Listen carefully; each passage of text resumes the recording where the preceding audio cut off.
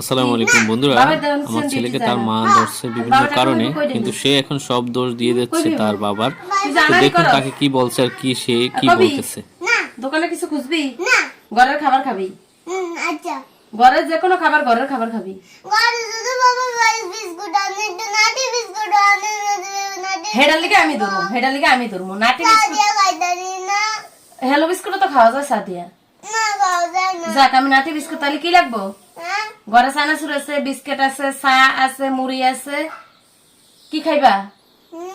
একটা টাইম করে, যেমন সন্ধ্যায় খাইবা খাবার, সকালে তো নাস্তা, দুপুরে ভাত, সন্ধ্যায় একটা হালকা নাস্তা খাইবা। এরপর আবার রাত্রে কি ভাত? কোনো কান বাজে দোকানে যামু আমি টাকা দেওয়ারি কবি? আচ্ছা, কানে ধর। 10 বার উঠবি বুবি। যদি কোনো দিন আমি টাকা খুঁজি, তাহলে তখন তুমি আমারে যা করার করবা। ক